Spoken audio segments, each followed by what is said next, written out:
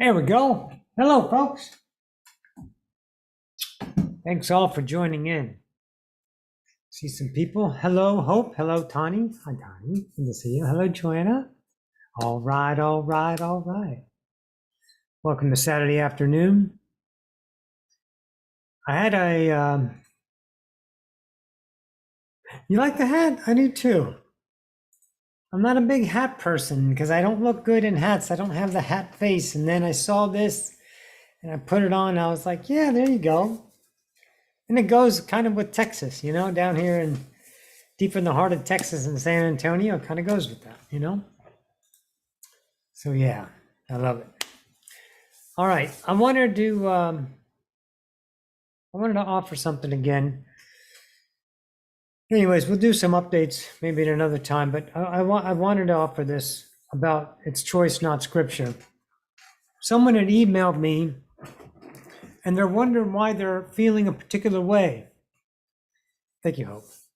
And they're wondering why they're feeling a particular way. Now, here was the scenario. Let me give you the scenario on it. The scenario is she's doing this good work that her heart tells her is doing something. And maybe it's for the good of humanity. Maybe it's the way she perceives herself. And she's wondering why she still gets lackful things. Okay? So she was looking at the situation is like, I'm doing all this perfect stuff and I'm not getting the results of that, right? So she thinks the action of choice turns into scripture. Now, that's one way we're going to look at it. We're going to look at an approach way from this point of view. So if you do an enactment, you're expecting the receiving of that enactment.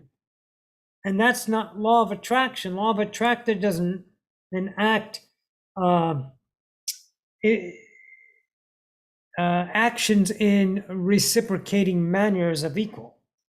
Law of attraction validates truth. The truth of you in the moment, not the truth of your mind. Don't put your mind as scripture. It's your heart, your worth, your I am, the vibrational person you are in that moment. This is why we are so hell-bent on you guys understanding that you have created an ego, and from that ego, that is an identity of truth, and that identity says one thing, I am this. And it labels itself as any structure that it can maintain through memory, through validation, through negotiation, through debate, through argument, and it sustains it through those actions in and of itself. The ego is a great experiencer of polarity, and without it, we're not polarized, and we don't have the human experience. Ta-da! So the scripture that she was putting into place, this truth was my action should get me back these, and that's not action, that's expectation. She's enacting the action, but she's expecting. And that's not the way it is. For me. Now, you guys can have your own pepperoni pizza any way you want it.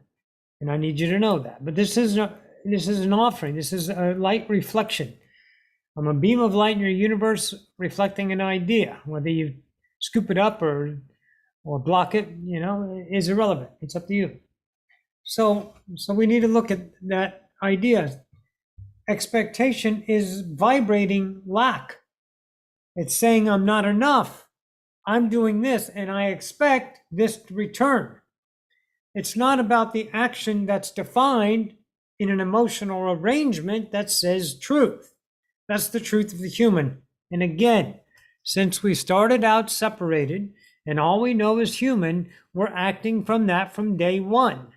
We have to undo that by recognizing ourselves, our truths, our beliefs, and deconstruct those through acceptance and surrender and action on the internal truth, taking that endless journey of self-discovery. Okay? So that becomes a choice to see yourself enacting a scripture that is laden with lack, expectation. Now also, when you say the claim, I can't because let's say I can't, I had no choice because. Now, of course you have a choice because there's no consequences in choice. And that's why a lot of choices aren't taken, because the scripture that your belief system sells you, if you choose this, the scripture is, or the law, and some people can use that, says here's the consequence if you make that choice. And that is just fear. And fear lies as a relationship in the now. It is not, like anything else, law.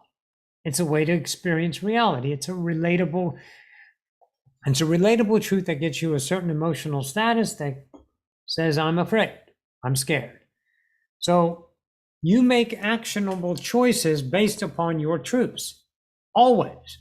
All truths are truth. You're always your best self in the moment.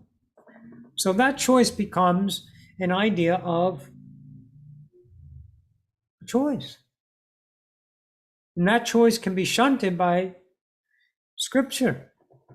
And what does that mean? Are we all ready to listen to this next part? What does that mean? That means this, in that moment, is how you create your reality. That's it. Everyone's looking for outcome, expectation, time.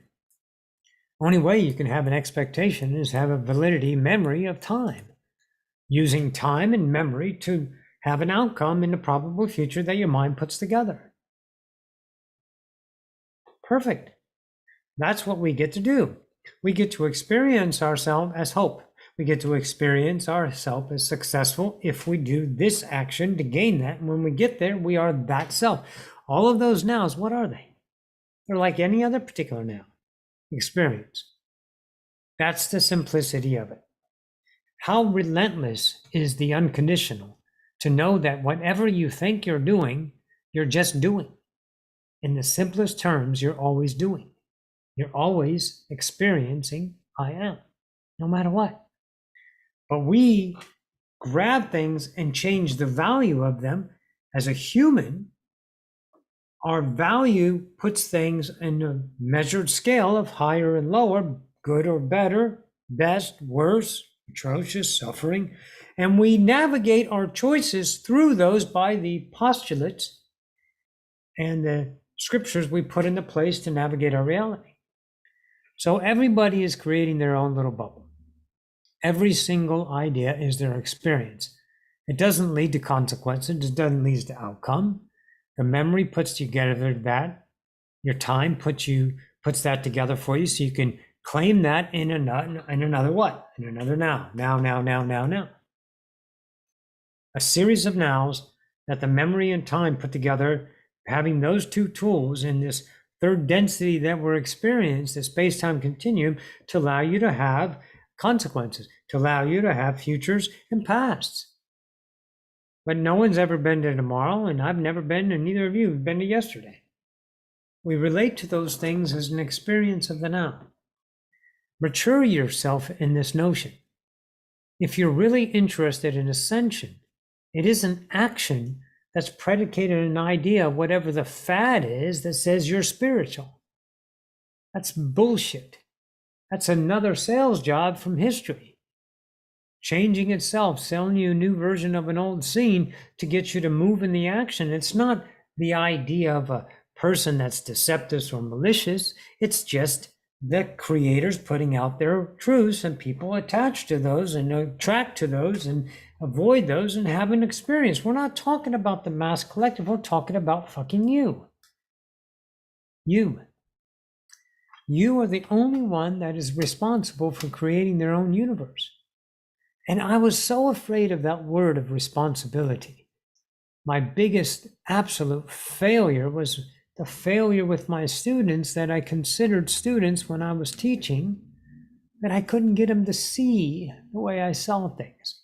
I couldn't give them the freedom that I felt in any particular now that would never, ever value itself in a measured emotion.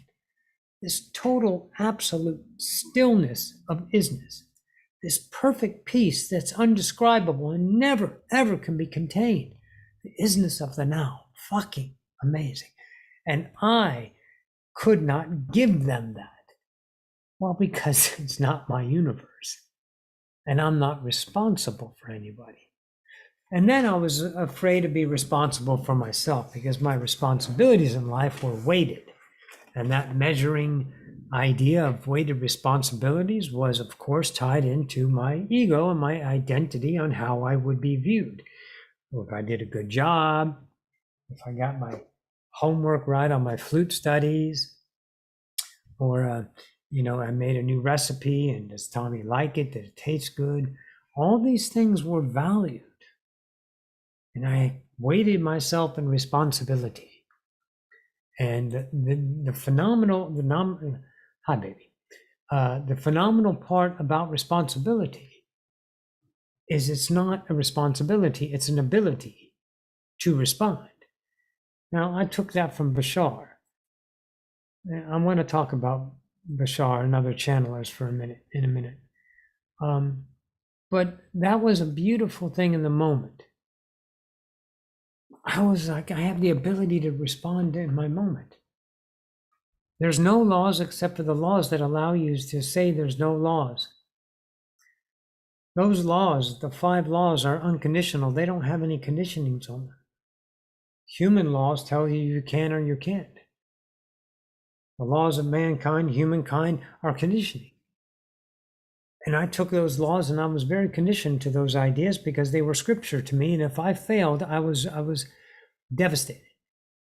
And those laws weren't the laws of morality laws. They were behavioral scriptures that I coveted as truths. My fears, my unworthiness, my obligation, my responsibilities, my guilt, the things that I cherished as identity so I can navigate this life in a polarized experience to fortify my own I am further in my unknown reality of forever that I'm journeying through.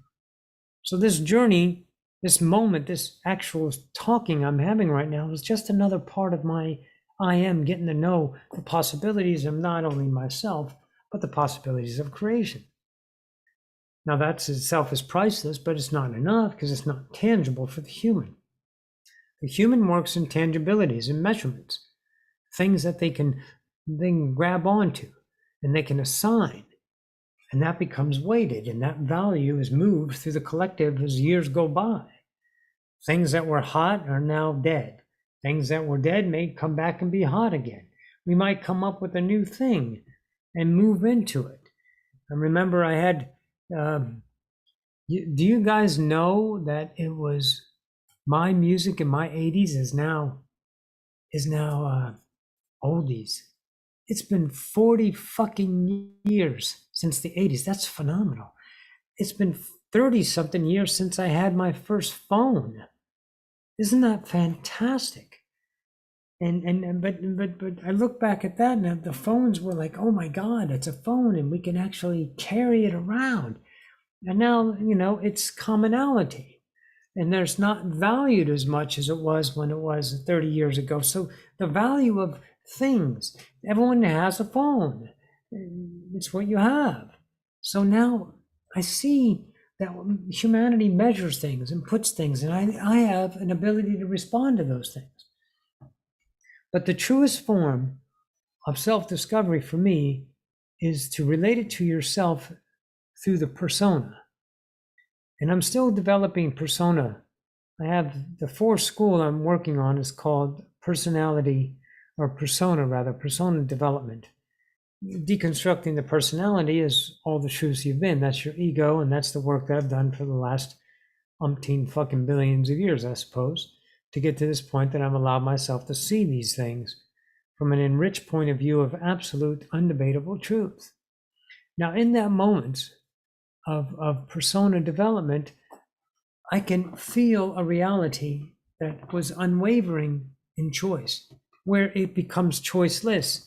If I chose to choose differently than my choiceless idea, I can't help this choice, then I know I'm looking at creating now an ego relationship. Because now the ego isn't present as the standard, the ego is a choice. And the ego is a polarized point of view through an emotional status. And then, now that action might make me feel good. Oh, yeah, it might make me feel good. I'm not going to get rid of my emotions. I can't get rid of anything. Everything is created. I can just relate to it different to change my reality to it. But the emotions out there are within my harboring complex of I am. And it says I can choose this and make myself feel good or feel bad. But this is my persona that says I would never choose that unless I wanted to experience this as a choice. So when you are looking at yourself and you're looking at expectations of reality and you're wondering why the universe hasn't shown up for you, well, look fucking around. It shows up every day, every now, every split second. It's always there. And it's always vibrating yourself, your truth.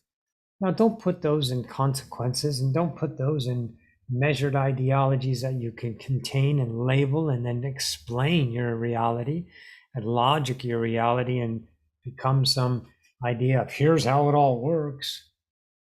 It doesn't matter how it works. As long as you're doing you without debate, without emotion, without the idea of that. So when you are looking at yourself in action, and that choice says, you know what? Speak up. It's time to speak up. I'm a little angry about what they're saying. So should I say it? Let me feel that. If I say it, it doesn't matter because there's no consequences. If I don't say it, it doesn't matter. There's no consequences. There's only the next reality of experience. Okay, good. So, how do I feel? Am I angry because I'm afraid to say my truth? Or am I angry because those people are wrong and I want to make them see my way? Do I want to be a bitch right now and put my shit all over a person because I need another ounce of controlling reality? I need to make someone feel less than me? You know? I'm going to give you an example of that. Someone says something and they ask a question like, what is this? And it's so commonplace to you. And you're aghast because that person doesn't know something. And then you go, you don't know about that? Oh my God, I thought you would have known about that. Everybody knows about that. And you just want to make the person feel like shit. And now it's a choice if the first person feels like shit or not. But it's about you putting out a vibration of more than and placing it on what you consider less than, because their experience hasn't brought them to the moment. Or you can mature, grow the fuck up, and educate them with your light. And that takes humility. And that takes courage. It's easy to tear things down. It is incredible to build a kingdom. So, in the regard of expectations and recognition and persona, it's all choice. All of these are the journey of awakening. Stop trying to finish it. Stop trying to get it right. Stop trying to be perfect. Stop holding yourself accountable to the outcomes that you define as truth in your now, which is your experience and nobody else's. You create your own universe. You're the only one home. Get through that. Do that kind of work for yourself. You deserve that kind of work. Work is humiliating because you recognize a lot of the parts of yourself you don't like, but it's also humbling to see the absolute intelligence of you. Who the fuck said that we have to earn our way back to God? Who the fuck put all these other goddamn channelers as our leaders? Don't make anybody, including me, including Bashar, including Abraham, don't make anyone your fucking leader. Because we're not leaders and we're not followers. We're creators. Now, if you want to venture into following and always look for the next idea that your mind can take candy and go, nom, nom, nom, nom, nom, that was good. Diabetic coma, you come down from it and you look for another piece of candy. I get that. It's a nice cycle and it feels good. And the emptiness is easy. You can cover it up with alcohol or meditation or a purpose. You can cover it up with an escape or a dependency. You can, until the next idea of candy comes along and then you can eat it. You can sustain the lack of yourself. Because no God bows down to any other God, because there's only one God, and it's the one you look at the mirror every fucking day.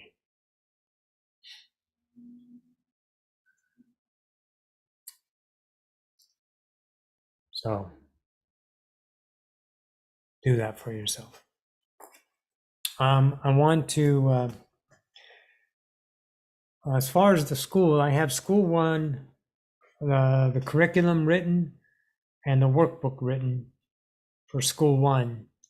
And school two, I have the curriculum written and I'm still finishing the workbook. And then what I will do is I will get the website up, on Odyssey of Ascension. I'll put a page that will have the schools, the first school, and I'm still working out the details on how many weeks it's going to be. Most likely, it'll take care of itself online at first. It would be absolutely outstanding to be in person, and maybe after the school is online for a while, we'll start doing live workshops, like a 3-day weekend workshop on a particular skill set, like creating the observer, which is in school 2. School 1 is all about recognition. And anyways, so school 1 and school 2 are about 75% done. We'll get it done, and I'll get my webmaster to get it up there, and then we'll see how many students and how many times a week I want to put in there. I was thinking about calling them initiates, but that was arrogant. I thought, just it's modern, maybe just students is fine, And it's a school of self-discovery. I was debating enlightenment, and I don't know if that's overused or arrogant, like I'm not going to enlighten you. You got to do the work. But I do like school of thought. And I don't think that's trademarked, because there's a couple other schools of thought out there. Anyways, so that's the update. And I want you to know that it's all choice. You can't lose this game. Stop putting yourself in a position unless you like to, but it would behoove you to recognize you like to create identities. And that observer that sees you liking to create something has a chance to make a choice. And that choice can reveal to you your own worth without an identity. So I think that's it. Very good. Dang, wow, trying to make all this look bad. Just kidding. Hi, sweetie. All right, very good. All right, guys. That's what I got for today. And I'll keep you posted on the school. And in the meantime, I have an email if you want to contact me down there in the link. If you care to make donations, are greatly appreciated. Until the next now, be true to thine self and choose only yourself with the unwavering will that you have been chosen to exist. And that in and of itself is priceless. Take care.